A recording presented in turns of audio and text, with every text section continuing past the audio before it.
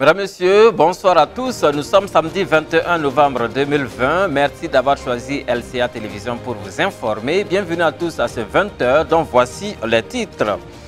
Guillaume Soro, ancien Premier ministre ivoirien, est-il expulsé de la France? Cette question se pose de plus en plus depuis que le président français Emmanuel Macron, répondant à Jeune Afrique, a indiqué que Guillaume Soro n'est plus en France. Pour l'instant, l'entourage de l'ancien chef rebelle n'en dit pas plus.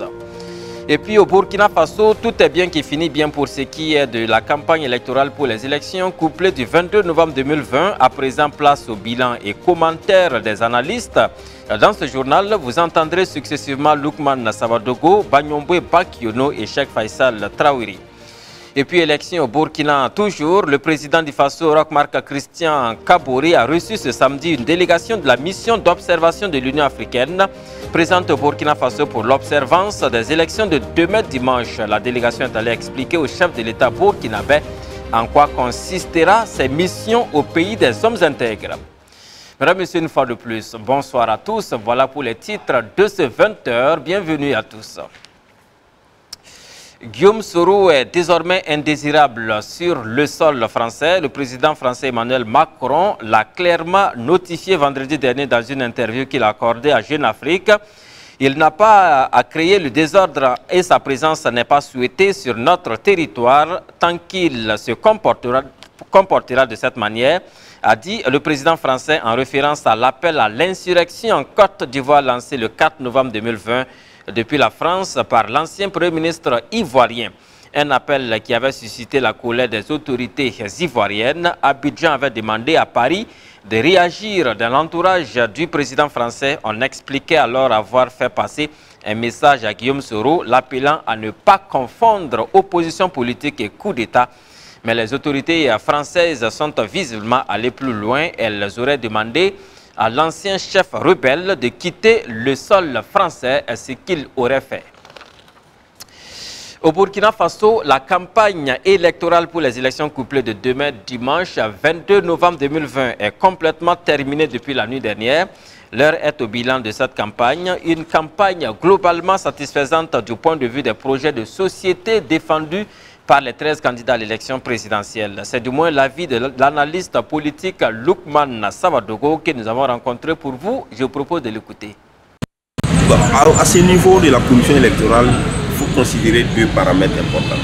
Il y a d'abord le niveau institutionnel, donc la CENI et le gouvernement lui-même à travers le ministère de l'administration électorale, puis les structures de l'État. Et puis il y a ce que les individus font en eux. Les individus, je compte les partisans politiques, etc. Pour ce qui concerne l'aspect institutionnel de la fraude, je peux dire qu'on a vu une intention de lutter contre la fraude. Parce que tous les acteurs ont voulu que le processus soit bâti vraiment en mettant de côté tous les aspects, en réduisant les aspects de fraude. D'abord avec la CENI, on a eu par exemple l'audit du fichier. Maintenant, du côté des populations ou des citoyens eux-mêmes, oui, avec bien sûr peut-être certains partis politiques, bon, là c'est une volonté individuelle des gens et chacun, malheureusement, les uns et les autres pensent toujours qu'il faut tricher. Et donc ça ne manque pas. C'est pourquoi d'ailleurs on voit certaines choses qui sont publiées ici et là où on a des tentatives de fraude, des achats de cartes d'électeurs et tout ça. Donc ça c'est normal et ça ne finira pas de sitôt. Les gens ont toujours une intention criminelle quelque part. Mais il reste que si au plan institutionnel, on a fait en sorte qu'il y ait des dispositifs qui sont clairs, des mécanismes qui sont assez bien rodés, je crois que l'intention des gens ne pourra pas produire des effets sur le reste du processus.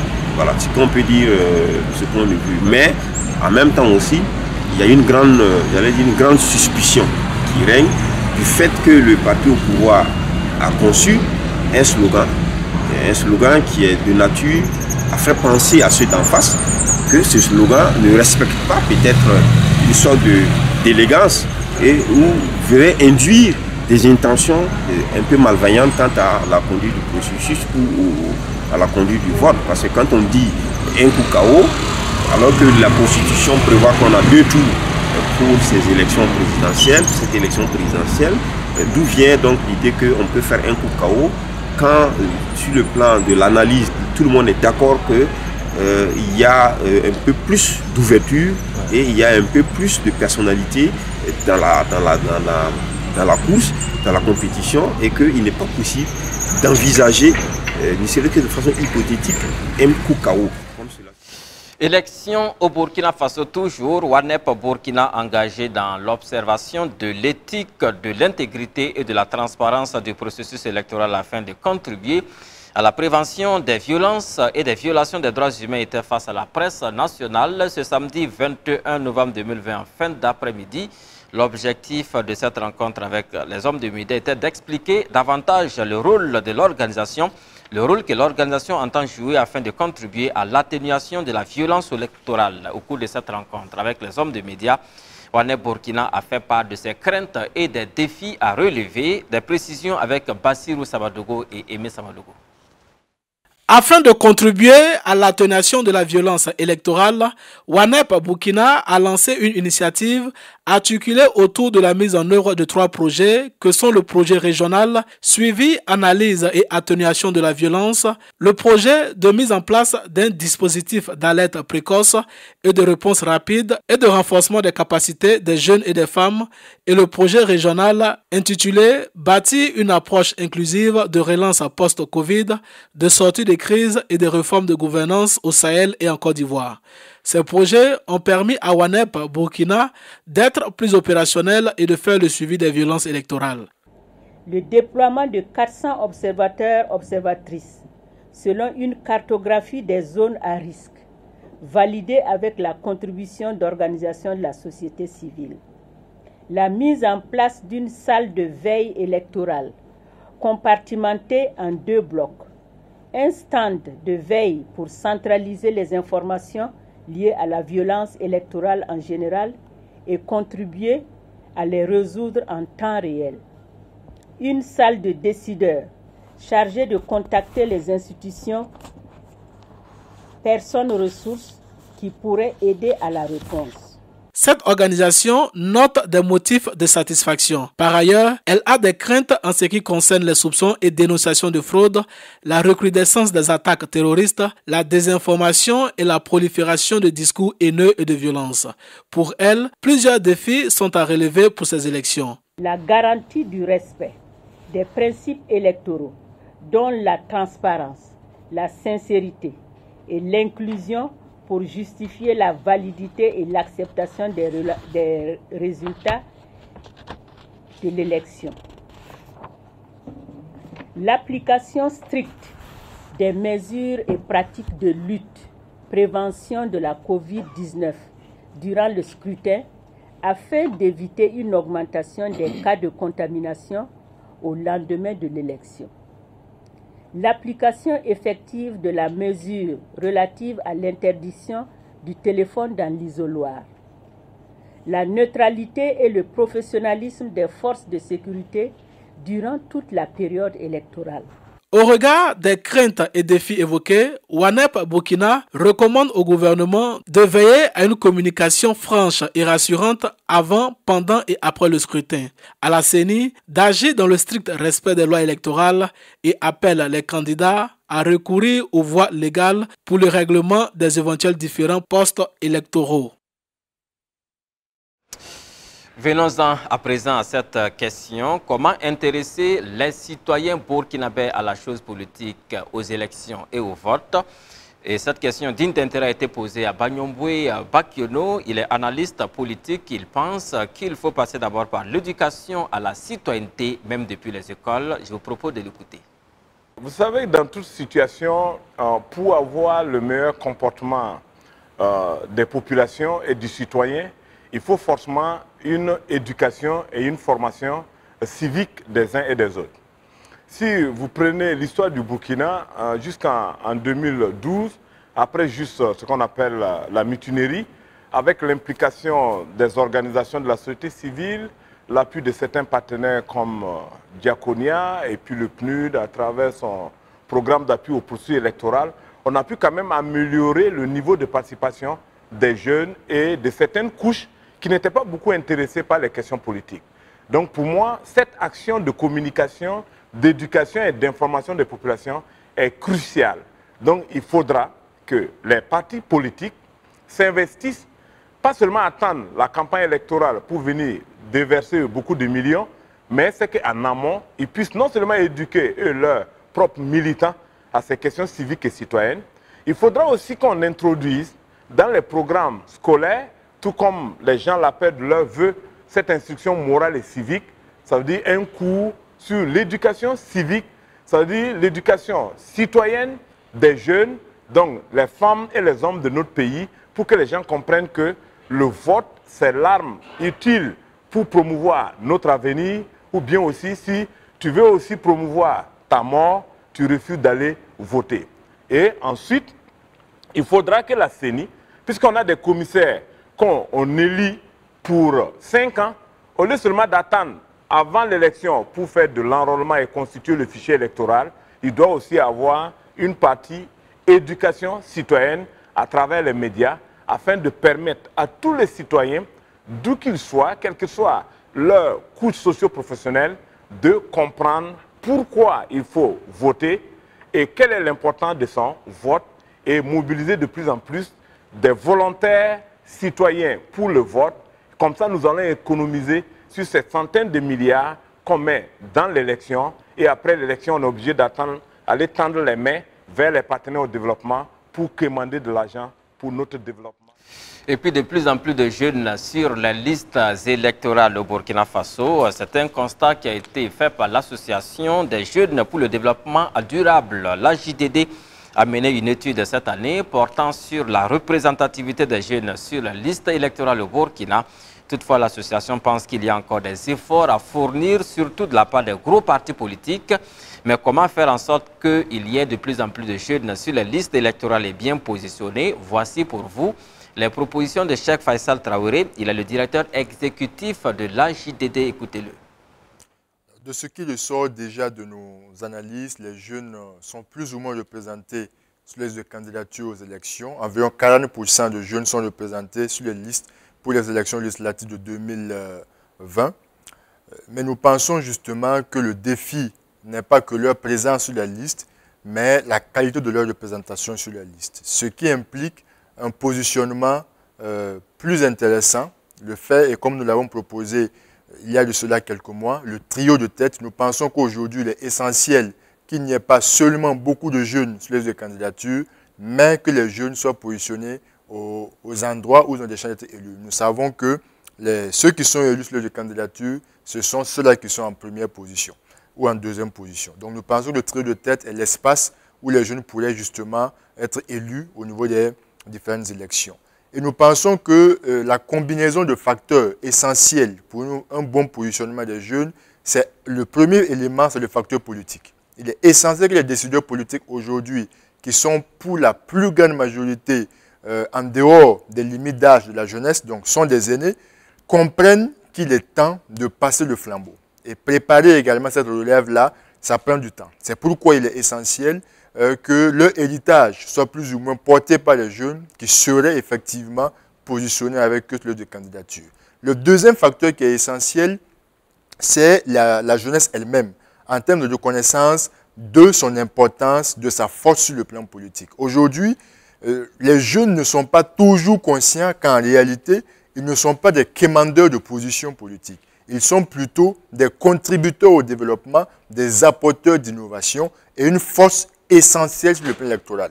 Et donc, ils doivent comprendre que cette position-là, elle les met en situation de négociation de leur position, de leur place. On ne doit plus leur imposer la position. Le jeune arrive, on dit non, tu ne seras pas candidat et il s'en va. Non, c'est de comprendre qu'aujourd'hui, la solidarité intergénérationnelle, la solidarité générationnelle également des jeunes doit se manifester pour que cela arrive. Le troisième élément, c'est que l'ensemble des acteurs de la société, de la vie nationale, c'est-à-dire les acteurs politiques, la société civile, les partenaires au développement, comprennent qu'en fait, la participation des jeunes au développement n'est pas une question juste esthétique. C'est une question de développement tout simplement. Et nous l'avons suffisamment dit tant que le Burkina Faso, en tout cas, n'arrivera pas à faire en sorte que les jeunes soient suffisamment impliqués et représentés dans la gouvernance, son développement ne va pas arriver. Parce qu'on a besoin de l'énergie de la jeunesse, on a besoin de l'innovation de la jeunesse, on a besoin de cette capacité des jeunes avec l'expérience des aînés pour avoir le développement que nous souhaitons. Et ce n'est pour nous, en tout cas, à ces trois conditions-là, que nous pourrons avoir non seulement des listes où les jeunes sont bien représentés, mais des listes également qui donnent des chances aux jeunes d'être élus au niveau du Parlement. Et puis je vous l'annonçais en titre de ce journal, une mission d'observation de l'Union africaine présente au Burkina Faso pour la surveillance des élections de demain dimanche est allée rendre visite au président du Faso, Roch-Marc Christian Kaboré, qui l'a reçu ce samedi en fin de matinée. La délégation conduite par Domitien Ndizeye est président de la mission d'observation de l'OIF, l'Organisation internationale de la francophonie, dit avoir expliqué au chef de l'État burkinabé en quoi consiste le travail de la mission au Burkina Faso. Je vous propose d'entendre le chef de la délégation d'observateurs de l'Union africaine. Il est au micro de nos confrères de la presse de la présidence du Faso. Nous avons eu l'honneur d'être reçus par Son Excellence le Président de la République pour lui transmettre donc aussi le message du Président de la Commission où nous sommes ici sous son mandat pour faire l'observation des élections. Vous savez, le Burkina Faso, c'est un pays membre aussi de l'Union africaine. L'Union africaine qui a des principes, qui a des instruments légaux sur la démocratie, sur les élections, sur les pratiques diverses de bonne gouvernance, mais aussi le pays a ses propres instruments qui régissent tout ce cadre. Et donc l'observation se situe dans cette perspective de comparer tous les instruments pour voir comment les élections se déroulent. C'est une mission d'observation, c'est pas une mission, c'est pas. Il y a des institutions nationales qui organisent les élections, et donc nous sommes là aussi dans ce cadre. Nous avons rencontré aussi, on a fait rapport, à parler au chef de l'État. Des audiences que nous avons pu avoir, des informations aussi que nous avons, que nous pouvons même partager avec vous, parce qu'il y a quand même un processus qui a été engagé bien avant, un processus préélectoral de dialogue qui est parvenu à un pacte de bonne conduite, la révision de la constitution, du code électoral, le consensus sur le fichier électoral, et tout ce dialogue est donc constructif pour que le pays puisse s'avancer vers une élection. Ça, c'est notre message, le message de la Commission, une élection apaisée, sans violence, le respect mutuel, une élection libre, une élection démocratique et une élection transparente. Enfin que c'est là l'appel que nous lançons à tous les acteurs politiques qui se sont déjà engagés dans un certain processus que nous félicitons parce que c'est une très bonne expérience. Je ne le dirai jamais assez, c'est une bonne pratique que même certains autres pays peuvent imiter, parce que quand les acteurs politiques se mettent ensemble pour se convenir sur certains points, dans le processus ou dans le projet qu'un pays a, on ne peut qu'apprécier. Maintenant, reste à ce que, quand les élections sont terminées, donc le jour J, disons le 22, que chacun respecte à quoi il s'est engagé. Et en tout cas, c'est ça notre souhait. Et c'est là où l'Union africaine accompagne cet état d'esprit qui doit se concrétiser dans les actions avant, pendant. Et puis l'ABB ou l'Association des blogueurs du Burkina Faso poursuit son travail de monitoring des réseaux sociaux en cette période électorale au Burkina Faso. Les statistiques de la semaine 3 de campagne font état d'une nette amélioration dans le discours des internautes, un discours de moins en moins violent et de moins en moins incendiaire selon les propos de Bassiratou Kindo. Elle est la présidente de l'Association des blogueurs du Burkina. Elle nous présente ici les résultats de la semaine 3. Écoutons-la. Pour cette troisième et dernière semaine de la campagne électorale, et pour ce qui est des résultats du monitoring, on a 53% de propos favorables contre 42% de propos qui ne sont pas favorables. Et le candidat le plus actif sur les médias sociaux est Zéphirin Diabré. Et pour ce qui est des médias eux-mêmes, le plus actif est Radio Omega qui vient en tête derrière Burkina 24 et le Faso.net. Et les web activistes tiennent toujours le peloton et derrière les candidats de très loin. Et pour ce qui est des profils, et j'avoue que les hommes sont toujours en tête avec 63% contre 7% de femmes. Et pour ce qui est de la semaine 2, les résultats de la deuxième semaine de la campagne, on était égal à égal avec 45% de tons favorables et 45% de tons défavorables. Et pour la première semaine, on avait 47% de tons favorables et contre 45% de tons défavorables.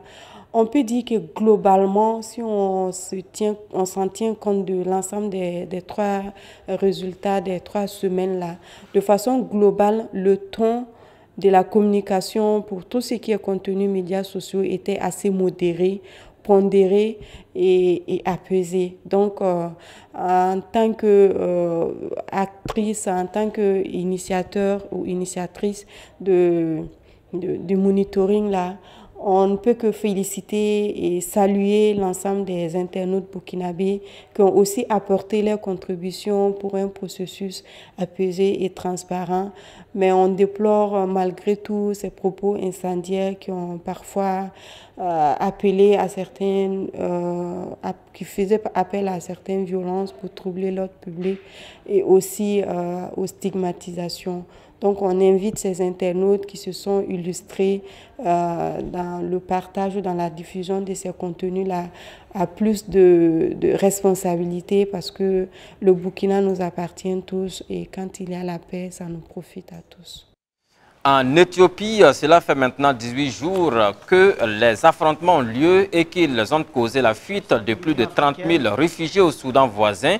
Les Nations Unies affirmaient hier vendredi 20 novembre 2020 en attendre 200 000 au total. Alors, pour mettre fin au combat, de nombreux pays et organisations internationales ont appelé au cessez-le-feu depuis 2 semaines. Des appels systématiquement refusés par Addis Abeba.